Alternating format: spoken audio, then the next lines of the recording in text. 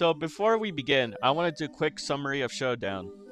It was a fun but extremely broken season where the community was actively working together using the rivalry system to bring in new items or in-game rewards. It was really refreshing to see a season actively drop new content on us every week or so, since that's one of my main critiques of seasons.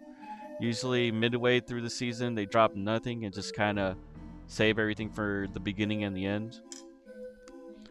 While Showdown did go worse over time with its obsession of ruining the loophole with broken weapons like the fuck you die gun or the bouncy cancel laser.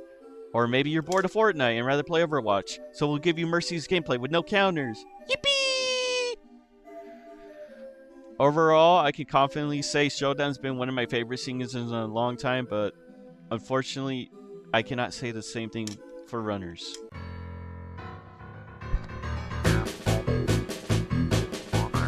The beginning of the season is where I feel like Runners peaked. We got a new map, which I feel like is a step from the old chapter map. They even kept my favorite location and improved some of the existing ones. I do feel like, though, putting most of the new locations at the edge of the map wasn't the smartest play. I rarely landed at these locations unless it was the camp to raise my rank. Fortnite, you really need to fix that system. But as I've grown up with Fortnite, wins haven't been feeling that rewarding. But I did fall back in love with Fortnite once I realized, hey, it's a battle royale game. Fighting other players and getting 18 bomb and dying top 5 is a lot more fun than just camping till the last guy's alive and shooting him in the back for the easy win. What I'm trying to say is if you're actively looking for fights, you won't want to land at most of these new locations. That's really my only complaint with this map. Now, we did get a new sprite mechanic. I won't really talk about it that much in this video because I have a whole separate video on my channel that talks about the problems with sprites. But to make it a long story short, I don't like them at all. They ruin the flow of the game, especially since usually when you're dropping in, everyone has a fair fight. But you could just straight up pull a boss sprite out of your ass and just have an extra 30 health, which I feel like isn't fair. And the fact that they're staying next season just doesn't make me look forward to the next season, especially since all of the sprites they've shown so far have so much better abilities than last season. Wait, I got a tomato. Now, a good foundation for a season is a loophole. Not only did we have the Chaos Shotgun, one of the most broken weapons at the start of the season, but we got two more. Yippee! The Chaos AR and the Lancer pistol. Now, to be fair to Epic, they did nerf the Chaos AR to the ground within a week. And they old yellered the Chaos Shotgun about a week later. But what was the fucking excuse for the Lancer pistol? Even with the nerfs to the headshot multiplayer, making fallout damage impact the weapon more and adding more bloom while in the air, it still dominated the meta. And it took them 2 months to even acknowledge this weapon's existence. And you wanna know the worst part? That same patch, they nerfed the Ranger. They added a mythic version to the loot pool. Yeah, someone on the team next season should keep an eye on the pistol department, since this is the second season in a row where the pistol is the best AR and SMG in the loot pool. Hopefully next season they finally fix this issue and stop making the pistol the best weapon in the loot pool. No. Wait. Wait. But that's enough about talking about the Ranger pistol. Now I'm going to go ahead and go over the rest of the loot pool so I can go ahead and complain some more. It didn't get that much better over the season. For ARs, we got the Burst AR, which did receive some buffs. I felt like it was underpowered, especially with the Ranger just killing everyone on sight. And it's a solid weapon, but still, are you really going to pick it up over the pistol? I don't think so. Now, the Warforge is amazing if the Bloom Gods favor you whenever you use it, but obviously the Ranger. And then the Spire Rifle, it's a solid AR with a big mag size and great damage. The Ranger still beats it. Alright, let's look at shotguns next. This season we have the glass cannon, the focus shotgun. My favorite shotgun in this loot pool. It's a high risk, high reward weapon, and I love those.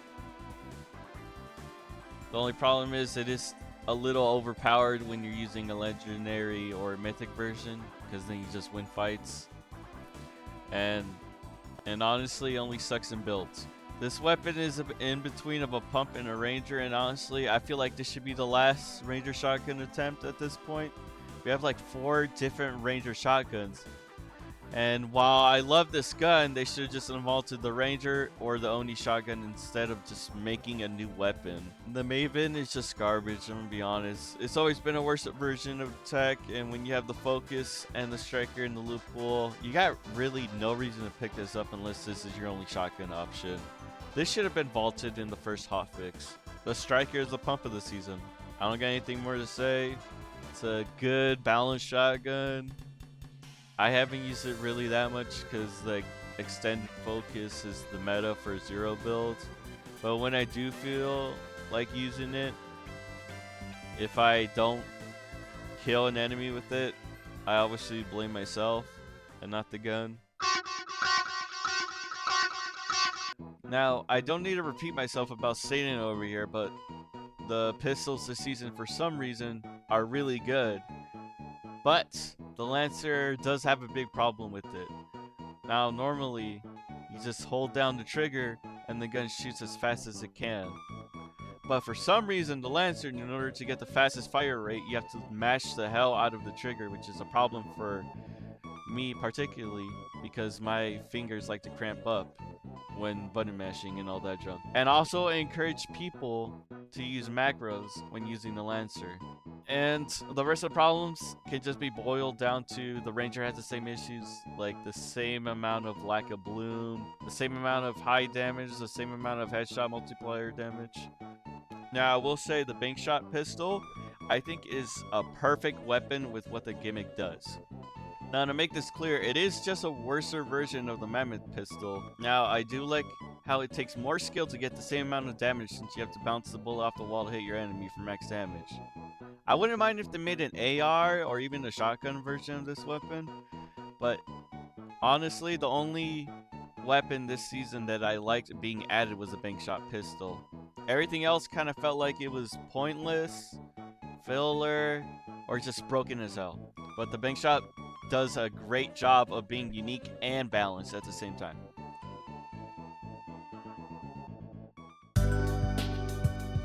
So SMGs, I liked them for the most part this season.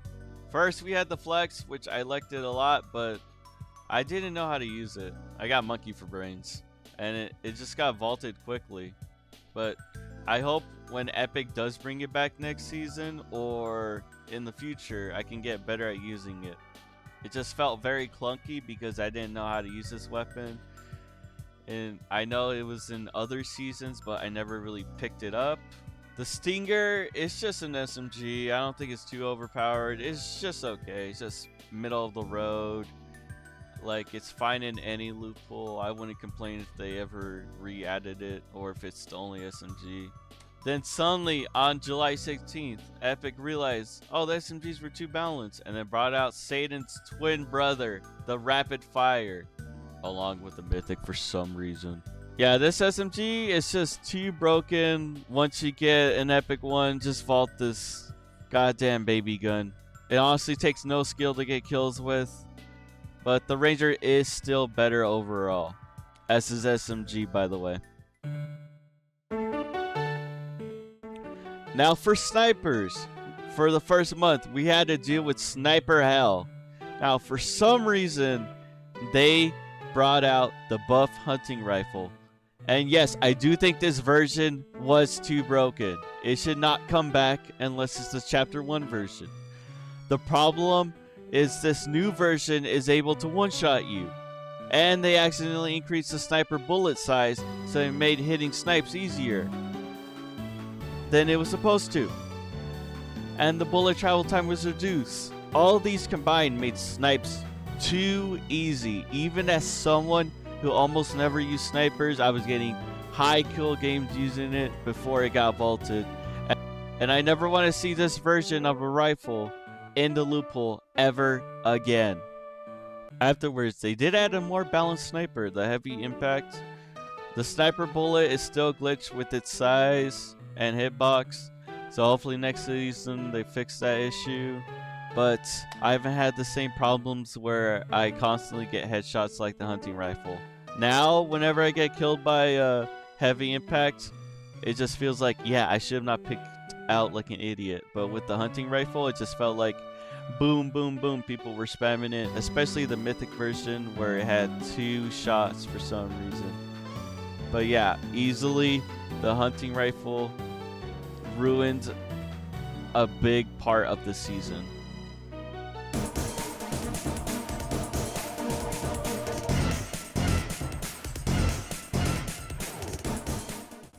Now, on the same day we lost EMPs, and they didn't nerf the 7 sliders at all, we got shock rocks. Now, these were fun for a day. No, I really liked using them until people started abusing them. Now, you used to be able to stack 6 of them, but now it's down to 3. Now, this sounds like a good thing until you read that after this nerf, in order to make it up to the players and keep it more balanced, they decide to start selling shock rocks at vending machines. So now, not only are people just shock rocking all over the place even more, it's now easier to obtain them, which was a stupid ass choice, honestly. I forgot to put this in earlier. They buffed rifts and vehicles. Now, I have multiple main issues. I'm going to go over them right now. My main issue is it gives you a passive buff with no fall damage. So, let's just say you climb up a tower, like one of those zipline towers. Just pop a shock rock, and you don't have to use any of your jumps. You can just casually fall down, and you take no fall damage. Which I don't understand. Why is that a passive buff? Like, if I fall off, I should be punished for that mistake. Maybe they did it for zero build since you can't pull out your glider when you got the shock jumps. Maybe. But still, I feel like this should not be a passive bump. I feel like, hey, if I'm going to take no fall damage, I have to use one of my shock jumps instead of just hoarding it. Let's see, number 2, the mobility on this thing is too overpowered. You can just jump a quarter of the map with 3 jumps. And I feel like it should not be that much. I think they should definitely nerf how far you go by 25 to 35%. That would make it more balanced and make it not so easy to run away from fights. Because that's also another issue with this item. It makes it really easy to run away from fights. So the main problem is when you're using visual sound effects is you can't really hear the hot rock player. Now, I don't know if this is in the game yet, but I will say, when you're using the hop rocks, every time you jump, there should be an explosion indicator, right? Alerting other people that, hey, you're using a jump. And while you're in the air, even if you don't have your glider out or anything while you're flying through the air, what should happen is your character gives off a gliding indicator. So if you're gonna jump somebody from far away, you're just gonna do the 3 jumps instead of just getting an easy kill by just landing right next to them and just headshotting them. The other player, if they have visual sound effects, they will be able to see that you're landing on them with the glider indicator as it gets super, super close, and they could at least be prepared to counterattack. That will solve one of my main issues, the shock rocks, where they make it super easy to be aggressive. And I'm not gonna lie, I have used a strategy where I just like peekaboo right behind somebody because the shock rocks make it super easy to just jump to a person. But I still think it's a strategy that should not be in the game. Then during the last month, Fortnite thought, oh man, we don't have enough mobility. What if we added more? So they brought out the Batman Grappler, which thankfully only one person at a time could use it in the map. Brought out the Batman Mobile. Hey, at least we can counter it with MPs, right? Dude, he left a while ago. Ah, man, I forgot. And then for the new Spider-Man movie, they decided it was a good idea to bring back the web shooters. Oh man, I love the web shooters. They were one of the best items of Chapter 3. What if we brought them back, but with unlimited mobility? I hate you. I hate you. Why do you have to be this way? Why do you have to add such broken shit into your game? I hate you. Now, I was already thinking mobility was too much after the Shock Rocks, but after this update, it just ruined the season for me. Now, it was really easy to either run away the whole match, just camp on a tree using the unlimited Spider-Man web shooter, or it just made getting third party way easier because I could just finish off a guy and all I hear in the distance is like 2 or 3 people spider web slinging towards me. And then, yeah, that's when I know I'm cooked if I don't have my own web shooters. Now, I love the web shooters. I love them in Chapter 3. But the main thing that helped them keep balance was the fact that they had limited amounts of uses. This one does not. And there are multiple people on the map who can abuse this item. Now, how would I fix the unhealthy playstyle that Fortnite's conditioning their players? Me personally, I think I would bring back Siphon or bring back the hero ranks. The hero ranks you would rank up when you got kills, and it encouraged players to be more engaged in all game other than just, you know, just camp. Oh, you hear a fight, oh, just rush over, get like a quick kill on the... Oh wait, I did forget to mention a really cool item that was at the beginning of the season but did get vaulted later.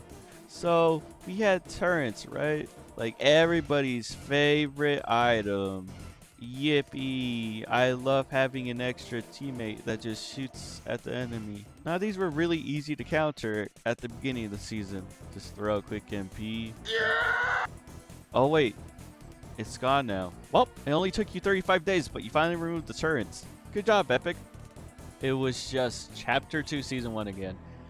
I don't get why so many people like this season when it just had the same amount of content as Chapter 2 Season 1, and I always see that season always getting hated for being so boring and bring nothing. Now, the only BR content we got, not related to the sprites, was a bank shot pistol, shock rocks, which I have a big problem with them, the exotic golden apple, which was just a reskin of the golden banana we got from the Greek season, and that's about it. That's about all the things we got. The other 2 things we got were quack snacks, and that's about it. So the unvaults were the Spire AR, and then they vaulted the Flex, and then they brought out the Stinger, and when they realized, hey, everybody's still using the pistol instead of an SMG, they brought out the Rapid Fire, which didn't resolve that issue. All it did was just encourage people to use a cheap SMG after they use a pistol. Like, I'm gonna be honest, all I did was just make SMGs too overpowered. Still not as overpowered as the pistol, but still really annoying adding a no skill SMG. Like, SMGs don't have skill, but this one is basically the drum gun. So let me sum up my complaints again just before you leave the video. They barely nerfed the pistol. It was the most overpowered weapon this meta. It's basically an AR and an SMG replacement. They didn't nerf the shockwaves at all. They didn't listen to my complaints of too much mobility. If anything, they made the problem worse at the end of the season. And speaking of mobility, they didn't nerf any of the mobility options. Like EMPs could have easily saved the day, but no. So we had no counters to the 7 sliders, no counters for the turns while they were in the game for 35 days, no counters to the Batmobile, no counters to the cars. I'll briefly talk about sprites real quick. I complained about in my last video how there's no way to earn dust other than extractions, and so far what we've seen of next season, they haven't learned from that. It's still too expensive to respawn your sprites. I only feel like using mythics this week, even though I had all of them throughout the whole season. I've never brought a mythic one because it would be too expensive to bring it back. And I'm assuming by next season, they'll probably bring back sprite costs instead of just making it free, which it should be. Unless they decide to give us a passive way of earning sprite dust that isn't only extractions. Obviously, my solution is sprite dust gives you kills a good amount, and that sprite dust amount gets doubled per Mastery Mondays. Also, for this week only, I'm assuming they finally fixed my biggest issue with power hours, where they only would happen every 2 hours within a certain time period. I have work, I have a job, so I always miss out on the first power hour period, and then I barely get home for the second power hour period. And I feel like it's not fair because I miss out on the first one, and my friends usually miss out on both of them because they also have jobs.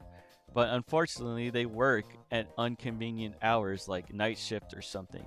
So that's why I believe we should make them the whole day. It would make everyone happy.